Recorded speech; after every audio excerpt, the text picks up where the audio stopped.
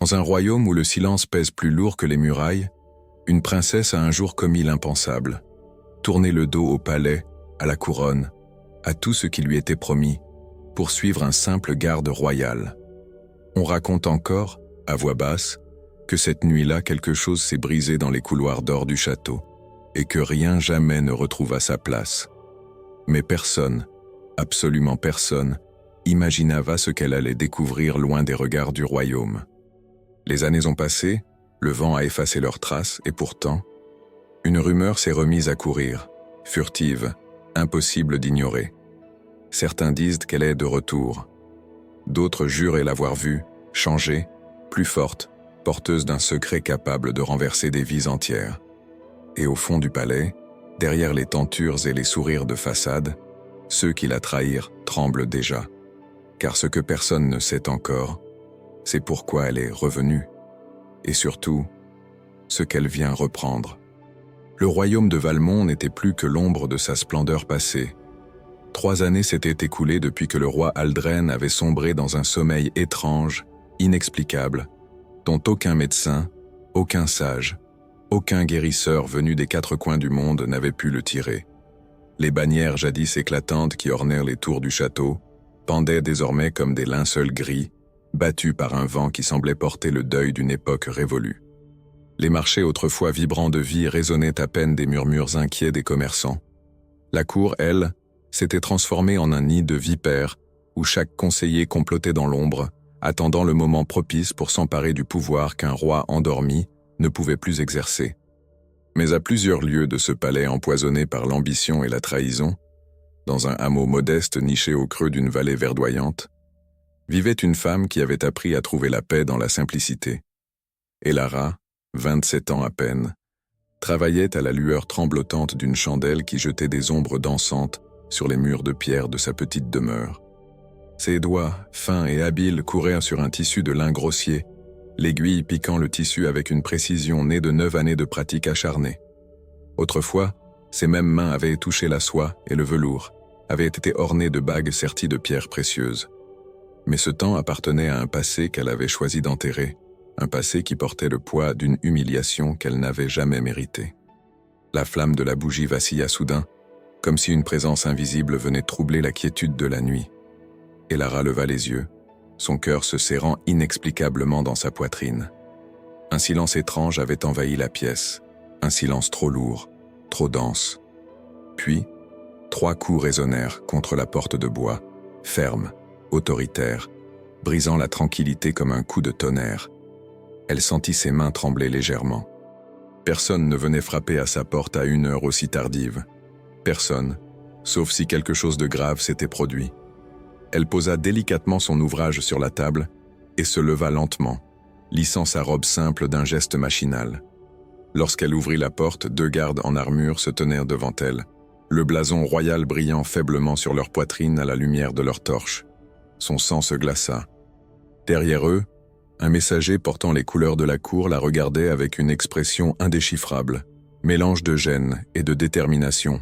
« Elara de Valmont », déclara le messager d'une voix formelle, qui résonna étrangement dans la nuit paisible du hameau. « La cour requiert vos services au château, immédiatement. » Le nom qu'il venait de prononcer la frappa comme une gifle. Elara de Valmont. Ce nom qu'on lui avait arraché il y a 9 ans, quand la cour l'avait déclaré indigne du sang royal qui coulait pourtant dans ses veines. Ce nom qu'elle avait été forcée d'abandonner en échange d'une vie d'exil et de honte. Elle serra les poings, sentant la colère ancienne bouillonner dans sa poitrine. « Je ne suis qu'une couturière », répondit-elle d'une voix qu'elle s'efforçait de garder ferme. « Le château n'a aucune raison de faire appel à mes services. » Le messager échangea un regard avec les gardes avant de sortir un parchemin scellé du sceau royal. « Les vêtements cérémoniels du roi Aldren doivent être ajustés. Vous seul possédez la connaissance des anciennes techniques de broderie royale. C'est un ordre direct du conseil. » Elara sentit son cœur se déchirer. Ils osaient. Après l'avoir chassée humiliée, après avoir détruit sa vie et celle de l'homme qu'elle aimait, ils osèrent la rappeler comme si elle n'était qu'une simple servante à leur disposition. Mais quelque chose dans le ton du messager, une urgence mal dissimulée, lui fit comprendre qu'il se passait quelque chose d'inhabituel. Laissez-moi quelques instants, murmura-t-elle finalement. Elle referma la porte et s'appuya contre le bois froid, les larmes lui montant aux yeux. Dans la chambre adjacente, elle entendait la respiration régulière de Darian, son époux, l'homme qui avait tout sacrifié pour elle. Darian, qui avait été garde royal, fier et respecté, jusqu'à ce jour maudit où il avait refusé de participer à son expulsion. Pour sa loyauté envers elle, il avait été puni, réduit au statut de serf pendant 10 longues années, avant qu'il ne puisse enfin se marier et construire cette vie humble mais remplie d'amour. Elle s'approcha du lit et contempla son visage endormi dans la pénombre. À 31 ans, Darian portait encore les marques de la dureté qu'il avait endurée, mais ses traits restaient d'une beauté saisissante, virile et noble malgré les épreuves. Elle caressa doucement ses cheveux sombres, et il ouvrit lentement les yeux. « Qu'y a-t-il » demanda-t-il, immédiatement alerte en voyant son expression troublée. « Ils me rappellent au château » chuchota-t-elle, pour ajuster les vêtements du roi. Darian se redressa brusquement, la colère illuminant son regard. « Non, tu ne retourneras pas dans cet endroit maudit. Ils n'ont aucun droit. »« Je dois y aller, » l'interrompit-elle en posant sa main sur sa joue. « Quelque chose ne va pas. Je le sens. » Il prit sa main et la porta à ses lèvres, l'embrassant avec une tendresse désespérée. « Alors je viens avec toi. »« Non, » dit-elle fermement. « Si tu mets un pied dans ce château, ils trouveront un moyen de te punir à nouveau. Je ne le permettrai pas. » Ils restèrent ainsi front contre front, dans un silence chargé d'amour et d'inquiétude. Finalement, Darian l'enlaça, l'attirant contre sa poitrine dans une étreinte protectrice qui lui brisait le cœur. « Reviens-moi » murmura-t-il contre ses cheveux. « Promets-le-moi. »« Je te le promets » répondit-elle, scellant cette promesse d'un baiser doux et prolongé qui goûtait le sel de leurs larmes mêlées. 1 heure plus tard, Elara franchissait les portes massives du château de Valmont pour la première fois depuis 9 années. Chaque pierre, chaque tapisserie, chaque couloir lui rappelait une époque où elle marchait ici en tant que princesse, admirée et respectée. À présent, les regards qui se posaient sur elle étaient froids, méprisants ou simplement curieux. On la conduisit à travers des corridors silencieux jusqu'aux appartements royaux, et son cœur se serra en reconnaissant le chemin. Lorsqu'elle pénétra dans la chambre du roi, l'atmosphère lui coupa le souffle. Les rideaux étaient tirés, plongeant la pièce dans une pénombre étouffante. Des dizaines de bougies brûlaient autour du lit monumental où reposait le roi Aldren, immobile, comme une statue de marbre. À 52 ans, il aurait dû être dans la force de l'âge, mais le sommeil inexplicable qui le tenait prisonnier depuis 3 ans avait figé ses traits dans une expression paisible et troublante. Une dame de compagnie lui tendit les vêtements cérémoniels sans un mot, puis se retira rapidement, comme si la présence d'Elara souillait l'endroit. Elle resta seule avec le roi endormi, le silence si profond qu'elle entendait son propre cœur battre contre ses côtes. Ses doigts tremblaient tandis qu'elle déployait les robes royales, constatant que le travail demandé était en réalité minimal. Pourquoi l'avait-on vraiment fait venir? Elle s'approcha du lit, observant le visage du roi. Cet homme qui avait régné avec justice et sagesse, cet homme qui l'avait regardée avec affection quand elle était enfant. Comment avait-il pu permettre qu'on la chasse ainsi? Une vague de tristesse la submergea, et sans vraiment réfléchir, guidée par un élan de respect pour ce qu'il avait été autrefois, elle se pencha et déposa un baiser délicat sur son front, comme on le fait pour bénir un être aimé. Le miracle se produisit dans l'instant qui suivit. Les paupières du roi frémirent. Ses doigts bougèrent légèrement. Puis, lentement, terriblement lentement, ses yeux s'ouvrirent, révélant un regard gris-acier qui la fixa avec une intensité sidérante. Elara recula brusquement, sa main volant à sa bouche pour étouffer un cri de stupeur. C'était impossible. Absolument impossible. Le roi Aldren cligna des yeux plusieurs fois, comme s'il revenait d'un voyage dans un monde lointain. Sa bouche s'entr'ouvrit et d'une voix rauque par 3 années de silence, il murmura des mots qui glacèrent le sang d'Elara. « Vous, pourquoi êtes-vous revenu ?» Comme s'il savait déjà qui elle était, comme s'il l'avait attendue, comme s'il n'avait jamais vraiment dormi. Le cri d'Elara résonna dans la chambre royale comme le fracas d'une coupe de cristal se brisant sur le marbre. En quelques secondes à peine, la porte s'ouvrit brutalement et une douzaine de personnes se précipitèrent à l'intérieur, conseillers en robe sombre, médecins portant leurs sacoches de cuir, gardes en armure étincelante. Le chaos s'empara de la pièce avec une violence qui contrastait étrangement avec le silence sacré qui y régnait l'instant d'avant. « Le roi est réveillé !» hurla quelqu'un, et ce cri se propagea dans les couloirs comme une traînée de poudre, réveillant le château tout entier de sa torpeur mortifère.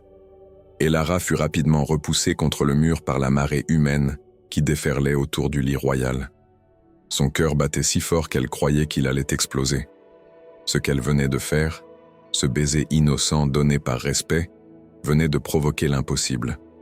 Le roi Aldren était éveillé, vivant, conscient, après 3 années plongées dans les abysses d'un sommeil dont personne n'avait compris l'origine.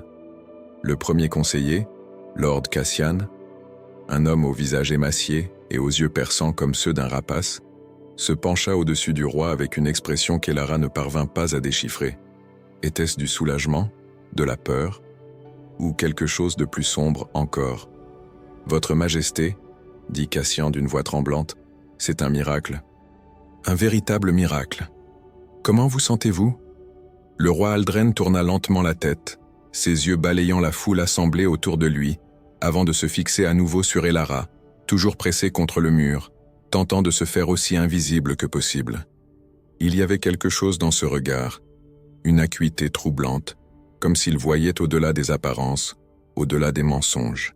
« Laissez-moi seul avec elle », ordonna le roi d'une voix encore faible mais empreinte d'une autorité qui ne souffrait aucune contestation. Un silence pesant s'abattit sur l'assemblée. Les conseillers échangèrent des regards inquiets, et Lord Cassian fronça les sourcils d'un air désapprobateur. « Votre Majesté, avec tout le respect que je vous dois, cette femme est... Elle n'est qu'une simple couturière du village. Vous avez besoin de repos, de soins médicaux, pas de... » « J'ai dit seul, » coupa le roi. Et cette fois, sa voix porta la force d'un commandement royal qui fit tressaillir même les plus audacieux. Lentement, à contre-cœur, les conseillers et les médecins quittèrent la chambre. Lord Cassian fut le dernier à partir, lançant à Elara un regard chargé de menaces silencieuses, avant de refermer la lourde porte derrière lui. Le silence retomba, encore plus oppressant qu'avant. Elara resta immobile, ses mains tremblantes serrées contre sa robe simple. Le roi Aldren s'assit péniblement dans son lit, repoussant les couvertures brodées, et ses yeux ne quittèrent pas son visage un seul instant. « Approchez », dit-il doucement. Elle obéit, avançant à pas mesurés, chaque mouvement calculé, comme si elle marchait sur de la glace fragile prête à se briser sous son poids. Lorsqu'elle fut assez près, le roi tendit une main tremblante et toucha délicatement sa joue, un geste d'une tendresse inattendue qui la fit frissonner. « 9 années, murmura-t-il, et sa voix portait le poids d'une tristesse infinie. 9 années depuis qu'ils vous ont chassé. 9 années que je porte ce fardeau. » Les larmes montèrent aux yeux d'Elara sans qu'elle puisse les retenir. « Pourquoi » chuchota-t-elle, sa voix se brisant. « Pourquoi avez-vous permis qu'ils me déclarent indigne ? J'étais votre nièce, votre sang. Qu'avais-je fait pour mériter une telle humiliation ?» Le roi ferma les yeux, et une expression de douleur profonde traversa son visage. « Parce que je n'avais pas le choix. Parce que vous garder au château aurait signifié votre mort. » Ces mots frappèrent Elara comme un coup de poignard en plein cœur. « Ma mort ? Mais de quoi parlez-vous » Avant que le roi ne puisse répondre, des voix s'élevèrent dans le couloir, de plus en plus fortes, de plus en plus proches. Puis la porte s'ouvrit à nouveau et cette fois, ce fut un tourbillon de panique qui envahit la pièce. Une servante au visage terrifié s'agenouilla précipitamment. « Votre Majesté, pardonnez cette intrusion, mais un homme force l'entrée du château. Il réclame qu'on lui rende sa femme. Les gardes tentent de le maîtriser, mais il se bat comme un démon. » Elara sentit son sang se glacer. « Darian » souffla-t-elle. Elle se précipita hors de la chambre, courant à travers les couloirs de pierre, son cœur explosant de terreur. Lorsqu'elle atteignit la grande salle d'entrée, elle découvrit une scène qui lui déchira l'âme. Darian, son magnifique et courageux Darian, se débattait contre 6 gardes qui tentèrent de le plaquer au sol. Son visage était marqué de sang, sa chemise déchirée, mais ses yeux brillaient d'une détermination farouche. « Elara !»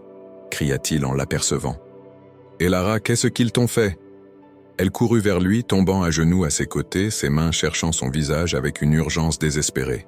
« Je vais bien, répétait-elle entre 2 sanglots. « Oh, Darian, pourquoi es-tu venu ?»« Parce que je ne peux pas vivre sans toi, » répondit-il, et ses lèvres trouvèrent les siennes dans un baiser désespéré, salé par leurs larmes mêlées, témoin d'un amour qui défiait toutes les lois, toutes les convenances. « Séparez-les !» aboya Lord Cassian qui venait d'arriver, le visage déformé par le dégoût. « Cet homme a violé l'enceinte sacrée du château. Il doit être emprisonné immédiatement. »« Non !» hurla Elara, s'accrochant à Darian de toutes ses forces. « Il n'a rien fait de mal. Laissez-le partir !» Mais les gardes étaient implacables. Ils arrachèrent Darian de ses bras, et elle sentit son monde s'effondrer, tandis qu'ils le traînaient vers les cachots. Ses cris résonnèrent dans toute la salle, un son de pure agonie qui glaça le sang de tous ceux qui l'entendirent. « Ramenez-la dans ses quartiers », ordonna Lord Cassian froidement, « et qu'elle y reste jusqu'à ce que nous décidions quoi faire d'elle. » On la conduisit dans une petite chambre aux fenêtres barraudées, et lorsque la porte se referma derrière elle, Elara s'effondra sur le sol froid, pleurant jusqu'à ce que ses larmes se tarissent. Des heures passèrent dans un brouillard de douleur et de confusion. Puis, alors que la nuit tombait, enveloppant le château dans son manteau d'obscurité, elle entendit un léger grattement près de la cheminée. Elle leva les yeux et aperçut quelque chose qui glissait sous le lit royal disposé dans la pièce. Se traînant sur le sol, elle tendit la main et récupéra l'objet. C'était un morceau de cire brisé, portant encore l'empreinte d'un sceau. Son cœur s'arrêta de battre, le sceau de sa famille. Le sceau qui n'aurait jamais dû se trouver là. Les doigts d'Elara tremblaient, tandis qu'elle tournait et retournait le fragment de cire brisé entre ses mains, essayant de comprendre ce que sa présence sous le lit du roi pouvait signifier. Le sceau de sa famille, celui qu'on lui avait arraché le jour de son bannissement, celui qui représentait une lignée qu'on avait déclarée déchue. Pourquoi le roi Aldren gardait-il ce symbole caché dans sa chambre la plus privée, et surtout pourquoi maintenant, après son réveil miraculeux, semblait-il vouloir qu'elle le découvre? La nuit s'écoula avec une lenteur insupportable. Elara ne ferma pas l'œil, oscillant entre l'angoisse pour Darian enfermé dans les cachots humides du château et la confusion croissante qui l'envahissait face au mystère qui se dévoilait peu à peu. Chaque fois qu'elle fermait les yeux, elle revoyait le regard du roi posé sur elle. Cette intensité troublante, comme s'il portait un secret si lourd qu'il menaçait de l'écraser. Au petit matin, alors que les premiers rayons du soleil perçaient à travers les barreaux de sa fenêtre, une servante entra discrètement dans la chambre, portant un plateau avec du pain frais et du fromage. La jeune femme, qui ne devait pas avoir plus de 20 ans, posa le plateau sur la table avec des gestes nerveux, évitant soigneusement de croiser le regard d'Elara. « S'il vous plaît » supplia Elara en se levant brusquement. « Mon mari, Darian, est-ce qu'il va bien? Est-ce qu'on lui a fait du mal ?» La servante tressaillit, jetant un regard inquiet vers la porte. « Je ne sais pas, madame. Les gardes ne nous disent rien. »« Je vous en prie, » insista Elara, s'approchant d'elle avec une urgence désespérée. « Juste un mot. Dites-moi s'il est vivant. » Les yeux de la servante s'emplirent de compassion.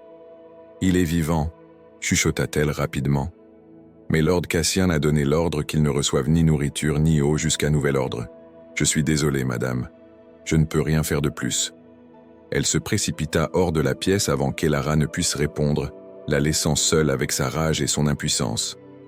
La cruauté de Lord Cassian ne connaissait donc aucune limite. Darian, qui n'avait commis d'autre crime que d'aimer sa femme et de vouloir la protéger, était traité comme un criminel dangereux. 2 jours s'écoulèrent, dans une attente insupportable. Elara était prisonnière dans cette chambre luxueuse qui ressemblait de plus en plus à une cage dorée. Personne ne venait lui parler, personne ne lui donnait d'explication. Le château bourdonnait d'activité autour d'elle. Elle entendait des voix dans les couloirs, des pas pressés, des portes qui claquaient, mais elle restait isolée, oubliée, comme si son existence même dérangeait l'ordre établi. Le 3e jour, Alors qu'elle était assise près de la fenêtre, regardant sans vraiment voir les jardins du château qu'elle avait autrefois parcourus librement, elle entendit la clé tourner dans la serrure. Son cœur bondit dans sa poitrine. La porte s'ouvrit, et à sa grande surprise, ce fut le roi Aldren lui-même qui entra, vêtu d'une robe de chambre brodée, encore pâle et visiblement affaibli, mais debout, vivant, réel. « Laissez-nous », ordonna-t-il aux 2 gardes qui l'accompagnaient. Ils s'inclinèrent et refermèrent la porte derrière eux. Le roi s'approcha lentement d'Elara, qui s'était levée d'un bond, ne sachant si elle devait s'incliner, parler ou se taire. Il la regarda longuement et dans ses yeux gris, elle vit une tristesse si profonde qu'elle en eut le souffle coupé. « Vous avez trouvé le sceau », dit-il simplement, et ce n'était pas une question. Elara hocha la tête, sortant le fragment de cire de la poche de sa robe. « Pourquoi ? Pourquoi le gardiez-vous caché ?» Le roi s'assit lourdement sur une chaise, comme si le poids de ses révélations à venir l'écrasait déjà. « Parce que c'était tout ce qui me restait de la vérité. Tout ce qui me rappelait le crime que j'avais été forcé de commettre en vous chassant. »« Forcé ?» répéta Elara, sa voix montant d'un cran. « Vous êtes le roi. Personne ne peut vous forcer à quoi que ce soit. »« Vous vous trompez, » répondit-il amèrement. « Un roi peut être le prisonnier de sa propre cour bien plus sûrement que n'importe quel criminel enfermé dans un cachot. Elara, asseyez-vous. Ce que j'ai à vous dire va bouleverser tout ce que vous croyez savoir. » Elle obéit, sentant ses jambes trembler sous elle. Le roi prit une profonde inspiration avant de commencer. « Il y a 9 ans, vous aviez 18 ans. Vous étiez belle, intelligente, aimée du peuple. Mais un jour, vous avez assisté à quelque chose que vous n'auriez jamais dû voir. Vous souvenez-vous de cette nuit où vous êtes entré dans la salle du conseil par erreur ?» Elara fouilla dans sa mémoire, et soudain, l'image lui revint avec une clarté bouleversante. Cette nuit où, cherchant son oncle pour lui montrer une broderie qu'elle venait de terminer, elle avait poussé la mauvaise porte et était tombée sur une réunion secrète. Des hommes en robes sombres, des parchemins étalés sur la table, des chuchotements qui s'étaient tus à son entrée. On l'avait fait sortir rapidement, en lui disant que ce n'était rien d'important. « Je m'en souviens », murmura-t-elle, « mais je n'ai rien vu de particulier. Juste des conseillers en réunion. » Ces hommes préparaient un coup d'État, révéla le roi, et ces mots tombèrent comme des pierres dans l'eau calme d'un lac. Ils voulaient en me renverser, placer quelqu'un d'autre sur le trône, quelqu'un qu'ils pourraient manipuler à leur guise. Et vous, innocente et curieuse, vous aviez vu leur visage. Vous étiez devenue une menace. Les larmes commencèrent à couler sur les joues d'Elara. Alors vous m'avez chassé pour me protéger ? Je n'avais pas le choix. Il menaçait de vous tuer. Lord Cassian lui-même est venu me voir, me disant qu'un accident pouvait si facilement arriver à une jeune princesse imprudente. J'ai dû choisir entre votre honneur et votre vie. J'ai choisi votre vie. Le silence qui suivit cette révélation était chargé d'une émotion si intense qu'il semblait vibrer dans l'air. Elara porta ses mains à son visage, sanglotant sans retenue, toutes ces années de honte et d'humiliation prenant soudain un sens nouveau, terrible et libérateur à la fois. « Et Darian ?» demanda-t-elle entre 2 sanglots. « Pourquoi ont-ils puni Darian ?»« Parce qu'ils savaient, » répondit le roi doucement. « Il était présent lors de certaines conversations. Il avait compris que votre bannissement n'était pas ce qu'il semblait être. Il devait le réduire au silence aussi. » À cet instant précis, un bruit sourd résonna quelque part dans le château, suivi de cris étouffés. Le roi se leva brusquement, la peur traversant son visage. « Quelque chose ne va pas », murmura-t-il. Elara se précipita vers la fenêtre et aperçut, dans la cour en contrebas, des gardes courant dans tous les sens. Puis elle vit Lord Cassian traverser la cour à grands pas, tenant quelque chose dans ses mains. Un parchemin, un document qui brillait même à cette distance. Son cœur s'arrêta. Le roi s'approcha d'elle, suivant son regard, et son visage devint livide. « Non », souffla-t-il. « C'est impossible. »« Qu'est-ce que c'est ?» demanda Elara, la peur lui serrant la gorge. « Le document qui prouve tout. Le document qui contient les noms des traîtres, les preuves du complot.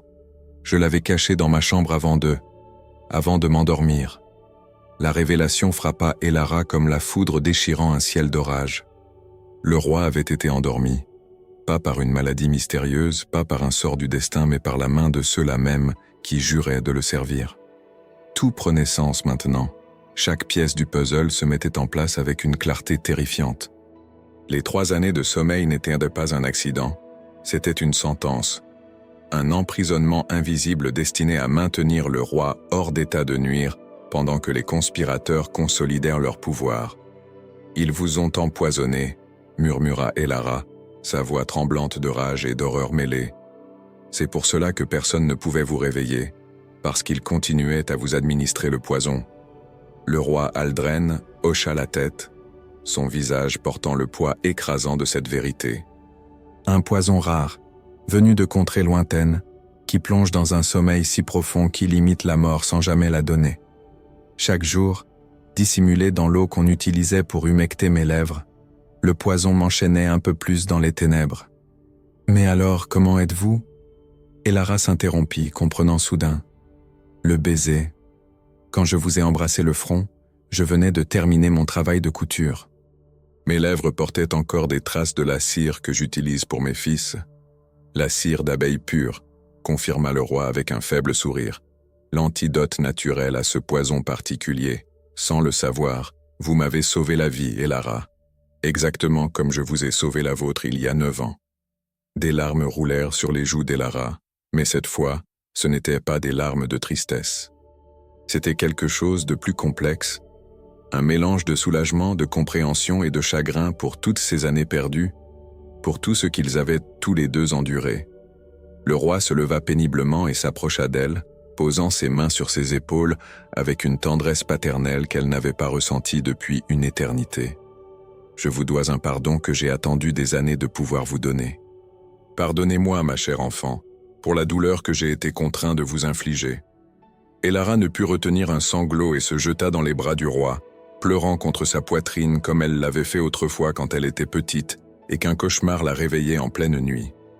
Le roi la serra contre lui, et elle sentit qu'il pleurait aussi, ses larmes tombant silencieusement dans ses cheveux. « Il n'y a rien à pardonner, » chuchota-t-elle. « Vous avez fait ce que vous deviez faire pour me garder en vie, mais maintenant nous devons agir. Lord Cassian a le document. Si nous ne le récupérons pas, il le détruira, » termina le roi. « Et avec lui, toute preuve du complot. Nous serons impuissants. » À cet instant, la porte s'ouvrit brusquement sans qu'on ait frappé. Lord Cassian entra, flanqué de 4 gardes en armure complète, et son visage arborait une expression de triomphe glacial qui donna la chair de poule à Elara. « Votre Majesté !» dit-il avec une révérence moqueuse qui insultait plus qu'elle ne respectait. « Quelle joie de vous voir debout et conspirant avec cette femme qui n'a plus aucun titre à son nom. »« Sortez immédiatement !» ordonna le roi, sa voix retrouvant l'autorité royale malgré sa faiblesse physique. « Et rendez-moi ce document que vous avez volé dans mes appartements. » Lord Cassian eut un sourire froid, cruel, celui d'un serpent avant de frapper. « Quel document, Votre Majesté ? Je crains que 3 années de sommeil n'aient affecté votre mémoire. Peut-être souffrez-vous encore de désorientation. » Le piège était parfait, et ils le comprirent tous les deux en même temps. Si le roi insistait sur l'existence du document, Cassian le ferait passer pour fou, pour un homme dont l'esprit avait été endommagé par son long sommeil. La cour le croirait, car qui voudrait croire qu'un conseiller aussi respecté puisse être un traître ? « Vous n'oserez pas, » gronda le roi, mais Elara perçut l'incertitude dans sa voix. « Oh, mais j'ose, Majesté, » répondit Cassian en s'approchant dangereusement. « Et je pense qu'un peu plus de repos vous ferait le plus grand bien. Les médecins s'accordent à dire que votre réveil prématuré pourrait être dangereux pour votre santé. » C'était une menace à peine voilée. Ils allaient l'endormir à nouveau, reprendre là où il s'était arrêté. Elara sentit la panique monter en elle, mais avant qu'elle ne puisse réagir, une commotion éclata dans le couloir. Des cris, des bruits de lutte, puis la porte fut arrachée de ses gonds, dans un fracas assourdissant. Darian apparut sur le seuil, couvert de saleté et de sang, ses vêtements déchirés, mais ses yeux brûlants d'une détermination farouche. Derrière lui, 3 gardes gisaient inconscients dans le corridor. Il avait réussi à s'échapper des cachots, mais à quel prix ? « Elara !» cria-t-il, et son regard balaya la scène, comprenant instantanément le danger. Les gardes de Cassian se jetèrent sur lui, Mais Darian se battit avec la force du désespoir, ses poings frappant avec une précision mortelle forgée par ses années de formation militaire. Elara voulut se précipiter vers lui, mais le roi la retint fermement. « Non », murmura-t-il à son oreille. « C'est un piège. Cassian veut que vous interveniez. » En effet, Lord Cassian observait la scène avec une satisfaction évidente, comme s'il avait orchestré chaque mouvement. Darian parvint à renverser 2 gardes, mais le 3e le frappa violemment à la tête avec le pommeau de son épée. Darian s'effondra, et Elara laissa échapper un cri de pure agonie. « Assez !» tonna le roi, et sa voix porta une autorité si absolue que même Cassian tressaillit. « Vous irez trop loin, Cassian, et le peuple ne vous pardonnera pas. » Le peuple, ricana Cassian, se soucie peu de ce qui se passe entre ces murs. Ils veulent du pain et de la sécurité. Pas un roi affaibli et une princesse déchue. Il fit un signe à ses gardes qui traînèrent Darian hors de la pièce. Elara se débattit dans l'étreinte du roi, hurlant le nom de son mari, mais il l'emmenait déjà, laissant une traînée de sang sur le sol de marbre. « Je vais le garder en vie », dit Cassian en se tournant vers elle avec un sourire venimeux. « Pour l'instant. Mais sa survie dépendra entièrement de votre coopération, ma chère. Vous allez disparaître à nouveau, retourner dans votre petit village et oublier tout ce qui s'est passé ici. Si vous tentez quoi que ce soit, si vous parlez à quiconque, il mourra, » termina Elara, sa voix brisée par les larmes et la fureur. « Exactement, » confirma Cassian. « Vous avez jusqu'à l'aube pour quitter le château. Après cela, je ne peux garantir la sécurité de personne. » Il sortit, laissant Elara et le roi seuls dans le silence pesant qui suivit la tempête. Elle s'effondra sur le sol, ses sanglots déchirant l'air comme des lames. Le roi s'agenouilla péniblement à côté d'elle et toucha doucement son visage, essuyant ses larmes avec une tendresse infinie. « Elara, » dit-il gravement, « vous devez savoir quelque chose que j'aurais dû vous dire il y a longtemps, mais que la peur m'a empêché de révéler. » Elle leva vers lui des yeux noyés de larmes. « Quoi ?» Le roi prit une profonde inspiration, et dans ses yeux, elle vit une vérité qui allait tout changer. « Vous n'êtes pas ma nièce. » Le monde d'Elara bascula sur son axe. Ces 4 mots, prononcés avec une gravité qui semblait faire trembler les fondations mêmes du château, la frappèrent avec une force qui lui coupa le souffle. Elle fixa le roi Aldren, cherchant dans son regard une trace de folie, d'erreur, n'importe quoi qui pourrait expliquer cette déclaration insensée. Mais tout ce qu'elle y trouva fut une sincérité douloureuse et une tristesse qui semblait avoir attendu des décennies pour enfin se déverser. « Je ne comprends pas », balbutia-t-elle, sa voix n'étant plus qu'un murmure tremblant. « Comment pouvez-vous dire cela ? Ma mère était votre sœur, elle. Votre mère était la reine. » L'interrompit doucement le roi, et chaque mot tombait comme une pierre dans un puits sans fond. « Ma défunte épouse, Elara. Vous portez son nom parce que vous êtes sa fille. Notre fille. » Le silence qui suivit était si absolu qu'on aurait pu entendre un flocon de neige tomber sur les pierres du château. Elara sentit ses jambes se dérober sous elle, et si le roi ne l'avait pas soutenue, elle se serait effondrée. Son esprit refusait d'accepter ce qu'elle venait d'entendre. C'était impossible. Absolument impossible. « Non », chuchota-t-elle, secouant la tête avec véhémence. « Non, c'est impossible. On m'a dit que ma mère était morte en me donnant naissance, que mon père était un noble de province qui avait péri dans une bataille. On m'a dit, « On vous a menti », dit le roi, et des larmes commencèrent à couler sur son visage vieilli par les épreuves. « Pour vous protéger, pour nous protéger tous. Votre mère, la reine, est morte effectivement en vous mettant au monde. Mais j'étais votre père, Elara. Je l'ai toujours été. » Les genoux d'Elara cédèrent, et elle tomba, le roi s'agenouillant avec elle, la tenant dans ses bras tandis qu'elle sanglotait contre sa poitrine. 27 années de mensonges, 27 années à croire qu'elle n'était qu'une nièce éloignée, tolérée par charité au sein de la cour. Et tout ce temps, elle était l'héritière légitime du trône. Pourquoi ? Parvint-elle à articuler entre 2 sanglots. Pourquoi me cacher la vérité ? Le roi caressa ses cheveux avec une tendresse paternelle qu'elle comprenait maintenant dans toute sa profondeur. Parce que le conseil exigeait que je me remarie, que je leur donne un héritier mâle. Il refusait qu'une fille monte sur le trône de Valmont. J'ai résisté aussi longtemps que j'ai pu, mais la pression était immense. Alors j'ai inventé cette histoire, vous faisant passer pour la fille de ma sœur décédée, vous gardant près de moi sans éveiller leurs soupçons. Mais Lord Cassian, dit Elara, les pièces du puzzle s'assemblant avec une clarté terrifiante. Il a découvert la vérité, n'est-ce pas? C'est pour cela qu'il voulait m'éloigner du château. Il a trouvé le certificat de naissance original, confirma le roi. Celui que j'avais caché, pensant qu'il serait en sécurité. Le jour où vous êtes entrés dans la salle du conseil, ce n'était pas un hasard. Ils discutaient de ce qu'ils allaient me faire de vous maintenant qu'ils savaient qui vous étiez vraiment. Vous tuer aurait été trop risqué, trop de questions auraient été posées. Alors ils ont choisi l'humiliation publique, le bannissement, pour s'assurer que même si la vérité éclatait un jour, personne ne vous croirait digne de régner. Elara se redressa lentement, essuyant ses larmes d'un geste tremblant. Son esprit tournait à une vitesse vertigineuse, assimilant cette révélation et toutes ses implications. Elle était la fille du roi, l'héritière légitime. Et quelque part dans les cachots de ce château, l'homme qu'elle aimait plus que sa propre vie était retenu prisonnier, sa survie dépendant des caprices d'un traître. « Je dois partir », dit-elle soudain, se levant avec une détermination nouvelle. Cassian a dit que je devais quitter le château avant l'aube, ou Darian mourrait. « Non », répondit fermement le roi en se relevant à son tour, bien qu'avec plus de difficulté. « C'est exactement ce qu'il veut, vous faire fuir, m'isoler à nouveau, reprendre le contrôle. Si vous partez maintenant, tout est perdu. Mais Darian mourra si vous restez ou si vous partez, » l'interrompit le roi avec une brutalité nécessaire. Cassian n'a aucune intention de le laisser vivre. Il sait trop de choses. Il vous aime trop. Il représente une menace. Les mots frappèrent Elara comme des gifles successives. Elle se retrouvait face à un choix impossible, déchirant.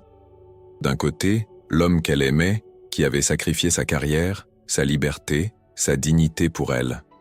De l'autre, un royaume entier qui risquait de sombrer dans le chaos si elle ne trouvait pas un moyen d'arrêter les conspirateurs.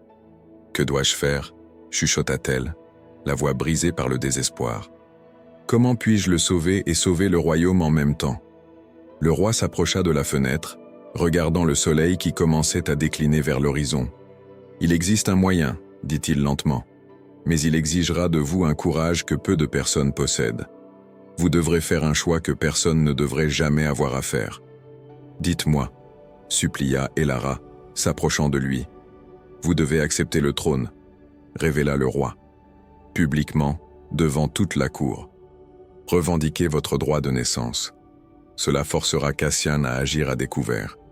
Il ne pourra plus se cacher derrière les intrigues et les manipulations. Mais le document, protesta Elara, celui qui prouve le complot, il l'a détruit. Vous le savez aussi bien que moi. Un sourire étrange, presque énigmatique, apparut sur le visage du roi. Le document qu'il a volé était un leurre. Le véritable document, celui qui contient tous les noms, toutes les preuves, est caché ailleurs. Quelque part où personne ne penserait jamais à chercher. Où ? Demanda Elara, sentant l'espoir renaître dans son cœur. Dans la seule chose que j'ai gardée de votre mère après sa mort, répondit le roi. Sa Bible personnelle, celle qu'elle tenait pendant ses prières. Je l'ai glissée entre les pages du livre des psaumes, sachant que personne n'oserait jamais profaner un objet si sacré. Et où est cette Bible maintenant ? Le regard du roi se fit grave. Dans la chapelle royale, sous bonne garde. Et pour y accéder, vous devrez traverser tout le château, passer devant les hommes de Cassian, risquer d'être arrêté à chaque instant.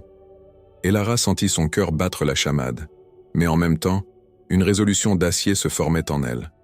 Elle pensa à Darian, enfermé dans l'obscurité, blessé, peut-être mourant. Elle pensa à toutes ces années d'humiliation, de douleur, de mensonges. Et elle pensa à ce royaume qui méritait mieux que d'être gouverné par des traîtres et des manipulateurs.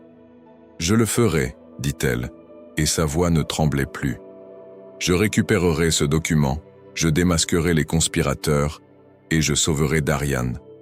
Peu importe ce qu'il m'en coûtera. » Le roi posa ses mains sur ses épaules, plongeant son regard dans le sien. « Vous êtes vraiment la fille de votre mère. Elle aussi avait ce courage, cette détermination inébranlable. Mais Elara, vous devez comprendre. Il fut interrompu par un bruit sourd venant du couloir. Des pas lourds, précipités.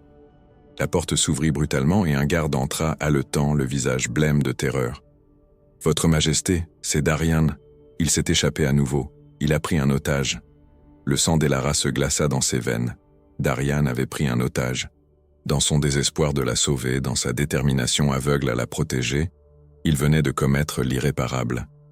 Lord Cassian possédait maintenant l'excuse parfaite pour l'exécuter sur le champ, sans procès, sans question. Un criminel dangereux qui menaçait la vie d'innocents ne méritait aucune pitié aux yeux de la loi. « Qui » demanda le roi d'une voix tendue. « Qui a-t-il pris en otage » Le garde déglutit péniblement, jetant un regard nerveux vers Elara avant de répondre. « Lady Morgane, votre majesté, la fille de Lord Cassian. » Un silence de plomb s'abattit sur la pièce. Elara porta ses mains à sa bouche, étouffant un cri d'horreur. De tous les otages possibles, Darian avait choisi le pire. Lady Morgane, une jeune femme douce et innocente de 20 ans, qui n'avait jamais fait de mal à personne. Cassian la chérissait plus que tout au monde. C'était son unique enfant, sa seule faiblesse connue. « Où est-il » exigea le roi, s'avançant vers le garde avec une urgence qui le fit chanceler. « Dans la tour nord, majesté. Il s'est barricadé dans l'ancienne armurerie. Il dit qu'il ne la relâchera que si on lui ramène sa femme saine et sauve et qu'on leur permet de quitter le château librement. » Elara n'attendit pas d'en entendre davantage. Elle se précipita hors de la chambre, courant à travers les couloirs de pierre, son cœur battant si fort qu'elle croyait qu'il allait exploser. Derrière elle, elle entendait le roi crier son nom, mais elle ne s'arrêta pas. Rien ne pouvait l'arrêter maintenant. Darian était en train de signer son arrêt de mort, et elle était la seule qui pouvait encore le sauver. Lorsqu'elle arriva dans la cour qui menait à la tour nord, elle découvrit une scène qui lui glaça le sang. Des dizaines de gardes encerclaient l'entrée de la tour, arcs bandés, épées dégainées, prêts à attaquer au moindre signal. Et au centre de cette armée hostile se tenait Lord Cassian, son visage habituellement composé tordu par une rage si pure, si incandescente, qu'elle semblait irradier de lui comme une chaleur mortelle. « Cassian !» cria Elara en se frayant un chemin à travers les soldats. « Arrêtez! Ne faites rien !» Le conseiller se tourna vers elle, et dans ses yeux, elle vit quelque chose qui la terrifia plus que n'importe quelle menace. Un père dont l'enfant était en danger. Un homme prêt à tout détruire pour la protéger. « Vous !» gronda-t-il, et sa voix était celle d'une bête blessée. « C'est votre faute. Tout cela est votre faute. Si vous n'étiez jamais revenu, ma fille serait en sécurité. Je peux lui parler ?» supplia Elara, s'approchant de lui malgré la haine qu'elle lisait dans son regard. « Laissez-moi monter. Je peux le convaincre de la libérer. Pour que vous puissiez vous échapper ensemble ?» cracha Cassian. « Vous me prenez pour un imbécile ? Pour que votre fille vive !» hurla Elara, et sa voix résonna dans toute la cour, faisant taire les murmures des soldats. « Darian ne lui fera aucun mal, vous le savez aussi bien que moi. Il n'est pas un monstre. Mais si vos hommes attaquent, si vous tentez de prendre la tour d'assaut, dans la confusion, dans la violence, pouvez-vous garantir qu'elle survivra ?» Elle vit l'hésitation traverser le visage de Cassian, la lutte entre sa haine pour elle et son amour pour sa fille. Finalement, après ce qui sembla une éternité, il fit un geste brusque de la main. « Allez !» ordonna-t-il. « Mais si ma fille est blessée, si un seul cheveu de sa tête est touché, je vous tuerai tous les deux de mes propres mains. Est-ce clair ?» Elara hocha la tête et se précipita vers l'entrée de la tour. Elle gravit les marches 4 à 4, son souffle devenant de plus en plus court à mesure qu'elle montait.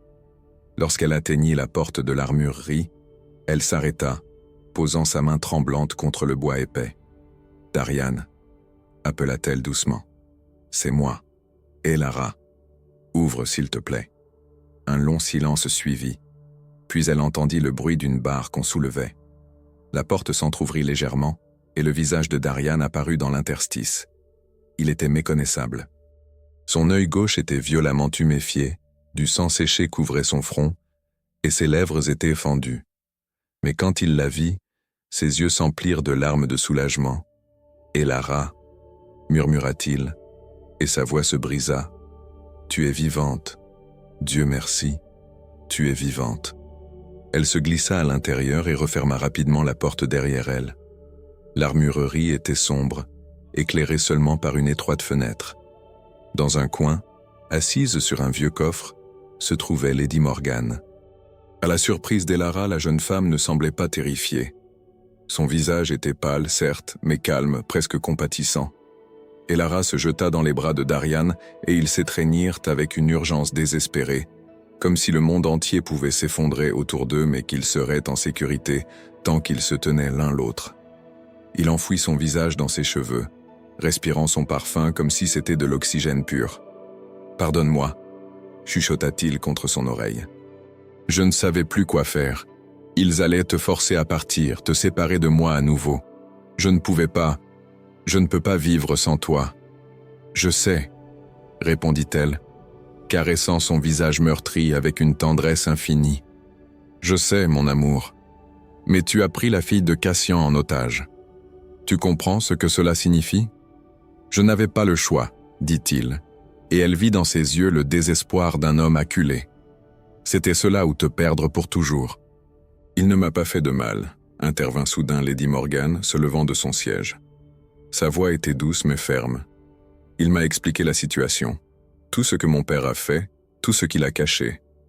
Elara se tourna vers elle, surprise. « Vous le croyez ? » « Mon père, » dit Morgane tristement, « a changé ces dernières années. Je ne le reconnais plus. Il est devenu obsédé par le pouvoir, par le contrôle. J'ai entendu des conversations que je n'aurais pas dû entendre. Je sais qu'il n'est pas l'homme honorable qu'il prétend être. » À cet instant, la voix de Cassian résonna depuis la cour, amplifiée par un porte-voix. « Vous avez 5 minutes. 5 minutes pour relâcher ma fille ou nous enfonçons la porte. » Elara prit les mains de Darian dans les siennes, plongeant son regard dans le sien. « Écoute-moi attentivement. Le roi vient de me révéler quelque chose. Je ne suis pas sa nièce. Je suis sa fille, l'héritière légitime du trône. » Darian la fixa, bouche bée, incapable de parler. Il existe un document qui prouve le complot de Cassian, qui peut tout révéler. Il est caché dans la chapelle. Mais pour y accéder, j'ai besoin que tu me fasses confiance. Tu dois libérer Lady Morgane. « Ils me tueront, » dit Darian simplement, acceptant ce fait comme une vérité inévitable. « Non, » répondit Elara avec une conviction farouche. « Je ne les laisserai pas faire. Je te le jure sur tout ce que j'ai de plus sacré. » Elle l'embrassa alors, un baiser profond, désespéré, qui goûtait les larmes et le sang et la promesse d'un amour qui défierait même la mort. Le baiser se prolongea, chargé de toute la douleur et l'amour que deux âmes pouvaient contenir. Lorsqu'ils se séparèrent enfin, Elara posa son front contre celui de Darian, leur respiration se mêlant dans l'espace étroit qui les séparait encore. « Fais-moi confiance », murmura-t-elle une dernière fois. Darian hocha lentement la tête et ensemble, ils se tournèrent vers Lady Morgane. La jeune femme se leva avec grâce, lissant sa robe froissée, et s'approcha d'eux. À la surprise d'Elara, elle prit la main de Darian et la serra doucement. « Merci de ne pas m'avoir fait de mal, » dit-elle avec une sincérité touchante. « Et je suis désolée pour ce que mon père vous a fait subir à tous les deux. » La porte s'ouvrit lentement, et les trois descendirent l'escalier en colimaçon. Lorsqu'ils émergèrent dans la cour, un silence absolu tomba sur l'assemblée. Tous les regards étaient fixés sur eux, sur Lady Morgane qui marchait librement entre Elara et Darian, indemne et calme. Lord Cassian se précipita vers sa fille, la prenant dans ses bras avec une ferveur qui aurait pu sembler touchante si Elara n'avait pas su quelle noirceur habitait le cœur de cet homme. Il examina Morgane de la tête aux pieds, cherchant la moindre blessure, le moindre signe de maltraitance. « Je vais bien, père, » dit Morgane en se dégageant doucement de son étreinte. « Il ne m'a fait aucun mal. » Mais Cassian ne l'écoutait déjà plus. Son regard s'était posé sur Darian, et la fureur qui y brillait était celle d'un volcan sur le point d'entrer en éruption. Il fit un geste sec et instantanément, 6 gardes se jetèrent sur Darian, le plaquant violemment au sol. « Non !» hurla Elara, tentant de se précipiter vers lui, mais d'autres gardes la saisirent par les bras, la retenant de force. « Cet homme a commis un crime de haute trahison. déclara Cassian d'une voix qui résonna dans toute la cour. Il a agressé des gardes royaux, s'est évadé des cachots et a pris en otage un membre de la noblesse. La sentence est la mort. Immédiate. Vous n'avez pas ce pouvoir, cria Elara se débattant contre ceux qui la retenaient. Seul le roi peut prononcer une sentence de mort. Le roi, répondit Cassian avec un sourire glacial, est encore trop affaibli pour exercer son autorité.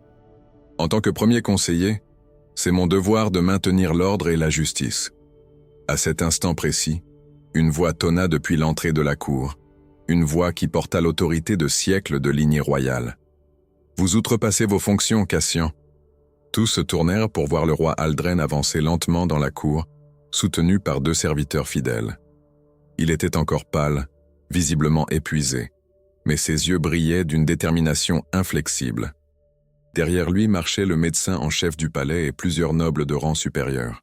Lord Cassian blêmit légèrement mais se ressaisit rapidement. « Votre Majesté, vous devriez être au repos. Votre santé... » « Ma santé me permet de reconnaître un traître quand j'en vois un. » L'interrompit le roi, et ses mots résonnèrent comme un coup de tonnerre. Un murmure parcourut la foule assemblée. Cassian eut un rire nerveux, cherchant le soutien des autres nobles présents. « Majesté, je crains que votre long sommeil n'ait affecté votre jugement. Ces accusations sont absurdes. » « Vraiment ?» Le roi fit un signe, et l'un des serviteurs s'avança, portant un objet enveloppé dans un tissu de velours. « Alors comment expliquez-vous ceci ?» Le tissu fut retiré, révélant une Bible ancienne aux pages jaunies par le temps. Elara reconnut immédiatement l'objet que le roi lui avait décrit, la Bible personnelle de sa mère. Le roi l'ouvrit avec révérence et de entre les pages du livre des psaumes, il retira un parchemin scellé. Le visage de Cassian devint livide. « C'est impossible, murmura-t-il. J'ai détruit ce document. »« Vous avez détruit une copie ?» répondit le roi avec un sourire amer. Un leurre que j'avais préparé précisément pour ce moment. Le véritable document était en sécurité, attendant le jour où la vérité pourrait enfin éclater. Le roi déroula le parchemin et commença à lire d'une voix claire qui porta dans toute la cour. Document scellé en l'an de grâce 1342, attestant de la conspiration menée par Lord Cassian de Morvel, Sir Edmund de Blackstone et Lady Véronique de Ashford pour renverser le roi Aldren et placer sur le trône un souverain fantoche qu'il pourrait contrôler. Des cris de stupeur s'élevèrent de l'assemblée. Les nobles mentionnés pâlirent, cherchant désespérément une échappatoire. Mais les gardes loyaux au roi s'étaient déjà positionnés autour d'eux, bloquant toute fuite. « Ce document, continua le roi, détaille également comment ils ont empoisonné mon vin pendant 3 années entières pour me maintenir dans un sommeil artificiel, et plus grave encore. » Il marqua une pause, son regard se posant sur Elara avec une tendresse infinie. « Il révèle la véritable identité de celle que vous avez chassée du château il y a 9 ans. Elara n'est pas ma nièce comme nous l'avons tous cru. Elle est ma fille, mon unique enfant, l'héritière légitime du trône de Valmont. » Le silence qui suivit cette révélation était si total qu'on aurait pu entendre une plume tomber. Tous les regards se tournèrent vers Elara, qui se tenait droite malgré les mains qui la retenaient encore, son visage portant maintenant la dignité d'une princesse consciente de sa naissance. « Mensonge !» hurla Cassian, mais sa voix manquait de conviction. « Pure invention d'un esprit malade. Où sont les preuves ?» Le roi fit un autre signe, et le médecin en chef s'avança, tenant un second document. « J'ai ici le certificat de naissance original, signé de ma main, attestant que j'ai assisté à l'accouchement de la reine Elara, qui a donné naissance à une fille, prénommée Elara en son honneur, le 15 mars de l'an 1358. Les calculs étaient simples. Elara avait 27 ans. Les dates correspondaient parfaitement. Cassian chancela, comprenant que son monde s'effondrait autour de lui. Dans un dernier geste de désespoir, il tenta de s'emparer de son épée, mais les gardes furent plus rapides. Ils le désarmèrent et le forcèrent à s'agenouiller devant le roi. « Vous êtes accusé de haute trahison, de tentative de régicide et de falsification de documents royaux, » déclara le roi. « Comment plaidez-vous » Cassian releva la tête, et dans ses yeux, Elara vit non pas du remords, mais une rage froide et calculatrice. « Je plaide que ce royaume mérite mieux qu'un roi faible et une bâtarde sur le trône. » Lady Morgane poussa un cri de douleur en entendant son père prononcer ces mots venimeux. Elle se tourna vers Elara, les larmes coulant sur ses joues. « Je suis désolée, chuchota-t-elle. Je suis tellement désolée pour tout. » Elara fut enfin relâchée par les gardes, et elle courut vers Darian, qui avait été relevé, mais restait encadré par des soldats. Elle se jeta dans ses bras, et il la serra contre lui comme s'il ne voulait plus jamais la lâcher. « C'est fini, » murmura-t-elle contre sa poitrine. « C'est enfin fini. » Mais le roi s'approcha d'eux, son visage portant une expression grave. « Non, ma fille, ce n'est pas fini. Il reste encore une décision à prendre, une décision qui changera le destin du royaume. » Il posa sa main sur l'épaule d'Elara. « Vous devez choisir, Elara. Accepter le trône et tous les devoirs qui l'accompagnent, ou y renoncer et vivre libre avec l'homme que vous aimez. Mais sachez que ce choix aura des conséquences que vous seuls pouvez assumer. » Le poids de cette décision sembla faire ployer les épaules d'Elara, comme si le destin de tout un royaume venait de se poser sur elle telle une armure de plomb. Elle leva les yeux vers le roi, son père, cet homme qui avait porté seul le fardeau du mensonge pendant 27 années pour la protéger. Puis elle se tourna vers Darian, dont les yeux reflétaient à la fois l'amour inconditionnel qu'il lui portait et la peur de la perdre à nouveau. Cette fois non pas à cause de l'exil, mais à cause d'une couronne. « Donnez-moi un moment, » murmura-t-elle, sa voix à peine audible dans le silence pesant qui s'était installé sur la cour. Elle s'éloigna lentement, marchant vers le centre de la cour où tous pouvaient la voir. Le soleil déclinant jetait des ombres dorées sur les pierres anciennes du château, et le vent faisait danser ses cheveux autour de son visage. Pendant 9 longues années, elle avait rêvé de ce moment, de l'instant où la vérité éclaterait enfin, où son honneur serait restauré. Mais maintenant que ce moment était arrivé, elle découvrait que la vérité portait son propre prix. Elle pensa à toutes ces nuits dans son humble chaumière, cousant à la lueur d'une chandelle, les doigts endoloris mais le cœur en paix parce que Darian dormait dans la pièce voisine. Elle pensa au matin où ils se réveillaient ensemble, aux baisers volés dans le jardin, aux rires partagés autour d'un repas simple. Cette vie n'avait peut-être pas été celle d'une princesse, mais c'était leur vie, construite sur l'amour et la vérité. Puis elle pensa au royaume de Valmont, à ces gens qui souffraient sous le joug de conspirateurs corrompus, à ces familles qui méritaient un souverain juste et compatissant. Elle pensa aux enfants qui grandissaient dans la peur et l'incertitude, aux marchands écrasés par des taxes injustes, aux paysans dont les récoltes étaient confisquées pour enrichir les nobles félons. Lentement, elle se tourna vers le roi. « Père, » dit-elle, et ce mot prononcé pour la première fois en public fit courir un frisson dans l'assemblée. « Puis-je vous poser une question ? » « Tout ce que tu voudras, mon enfant, » répondit le roi, s'approchant d'elle. « Si je refuse le trône, que deviendra le royaume ?» Le roi hésita puis répondit avec l'honnêteté qu'elle méritait. « Sans héritier direct, le conseil devra élire un nouveau roi parmi les nobles. Et je crains que ceux qui sont restés fidèles à Cassian ne tentent de placer l'un des leurs sur le trône. Le royaume tombera dans le chaos, peut-être même dans la guerre civile. » Elara hocha lentement la tête, puis se tourna vers Darian. « Et si j'accepte ?» Ce fut Darian qui répondit, s'avançant vers elle malgré les gardes qui tentèrent de le retenir. Il prit ses mains dans les siennes, les portant à ses lèvres pour y déposer un baiser tendre. « Alors tu seras la reine que ce royaume mérite. Et moi je serai l'homme le plus fier du monde, même si je ne suis qu'un simple commoneur indigne de toi. Ne dis jamais cela, » chuchota Elara, caressant son visage meurtri avec une tendresse infinie.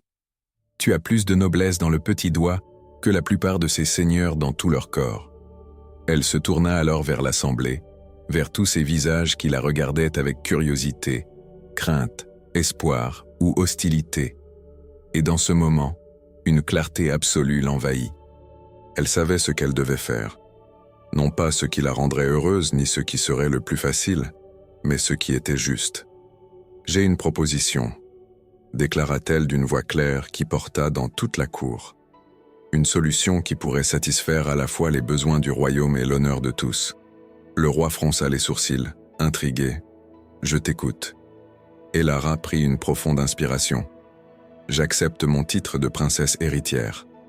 Je reconnais ma place dans la lignée royale et j'assumerai mes responsabilités envers ce royaume. » Un murmure d'approbation parcourut la foule, Mais Elara leva la main pour réclamer le silence. « Cependant, continua-t-elle, je ne monterai pas immédiatement sur le trône. Mon père, le roi Aldren, a encore de nombreuses années de sagesse à offrir à ce royaume. Il a prouvé sa force en survivant à 3 années d'empoisonnement et en déjouant les plans de ses ennemis. C'est lui qui devrait continuer à régner. » Le roi ouvrit la bouche pour protester, mais Elara poursuivit rapidement. « En échange, je demande que Darian soit non seulement pardonné pour ses actions de ce jour, mais qu'il soit également réhabilité, que son titre de garde royal lui soit rendu et qu'il soit nommé commandant de ma garde personnelle. » Elle vit la surprise traverser le visage du roi, puis lentement, très lentement, un sourire apparut sur ses lèvres. « Tu es plus sage que je ne l'aurais jamais imaginé, » dit-il avec fierté. « Tu as trouvé un moyen de servir le royaume sans sacrifier ton bonheur. Mais ce n'est pas tout, » ajouta Elara, se tournant vers les nobles assemblés. « Je demande également qu'un nouveau conseil soit formé, composé non seulement de nobles de naissance, mais aussi de représentants du peuple, des marchands, des artisans, des fermiers. Que leur voix soit entendue dans les décisions qui affectent leur vie. » Un brouhaha indigné s'éleva parmi certains nobles, mais d'autres hochèrent la tête avec approbation. Lady Morgane fut la première à s'avancer, s'agenouillant devant Elara avec grâce. « Votre Altesse, dit-elle d'une voix claire, je jure ma loyauté à vous et à votre vision d'un royaume plus juste. Et je demande humblement le pardon pour les crimes de mon père. » Elara l'aida à se relever, prenant ses mains dans les siennes. « Vous n'êtes pas responsable des actions de votre père, Morgane. Et j'espère que vous accepterez de devenir mon amie, pas seulement ma dame de compagnie. » Les larmes coulèrent librement sur le visage de Morgane, tandis qu'elle serrait Elara dans ses bras, un geste d'affection sincère qui n'échappa à personne. Le roi s'avança alors, levant sa main pour réclamer l'attention de tous. Que tous ceux qui sont loyaux à la couronne et qui acceptent cette nouvelle vision pour le royaume de Valmont s'agenouillent maintenant. Un à un, les nobles, les gardes, les serviteurs tombèrent à genoux. Même les plus récalcitrants, voyant la marée tourner, n'eurent d'autre choix que de suivre. Seuls Cassian et ses co-conspirateurs restèrent debout, enchaînés et vaincus. Darian s'approcha d'Elara, et devant toute l'assemblée agenouillée, il cueillit ses lèvres dans un baiser profond, passionné, qui scella leur amour devant Dieu et les hommes. Lorsqu'ils se séparèrent, les acclamations explosèrent dans la cour, résonnant contre les murs du château comme un tonnerre joyeux. « Je t'aime », murmura Darian contre ses lèvres. « Et je passerai chaque jour de ma vie à te prouver que ton choix n'était pas une erreur. »« Je t'aime aussi », répondit Elara, ses doigts caressant tendrement son visage. « Et ensemble, nous construirons un royaume dont nos enfants pourront être fiers. » Le roi les rejoignit, posant une main sur l'épaule de chacun. « La vraie noblesse, dit-il d'une voix émue, ne réside pas dans le sang qu'on porte, mais dans les choix qu'on fait et dans ce qu'on est prêt à sacrifier pour ceux qu'on aime. » Alors que le soleil se couchait sur Valmont, peignant le ciel de teintes dorées et pourpres, Elara se tenait entre son père et l'homme de sa vie, regardant vers l'avenir avec espoir. Elle avait choisi non pas entre le trône et l'amour, mais d'embrasser les deux, de créer un nouveau chemin où devoir et bonheur pouvaient coexister. Les années qui suivirent virent Valmont prospérer comme jamais auparavant. Le roi Aldren régna avec sagesse pendant 12 années supplémentaires, guidé par les conseils de sa fille. Elara et Darian se marièrent dans une cérémonie magnifique qui réunit tout le royaume, et leur union donna naissance à 3 enfants qui grandirent en connaissant à la fois l'amour inconditionnel et le poids des responsabilités. Lorsque vint enfin le temps pour Elara de monter sur le trône, elle le fit avec Darian à ses côtés, non pas comme prince consort, mais comme son égal dans tout sauf le titre. Ensemble, ils transformèrent Valmont en un royaume où la justice et la compassion régnaient, où les voix du peuple étaient entendues, et où l'amour véritable était célébré comme la plus grande des noblesses. Et ainsi se termina l'histoire de la princesse qui avait choisi la fuite, puis le retour, et finalement l'équilibre entre le cœur et le devoir, prouvant que les fins les plus heureuses sont celles qu'on construit soi-même, pierre par pierre, choix par choix, avec courage et amour.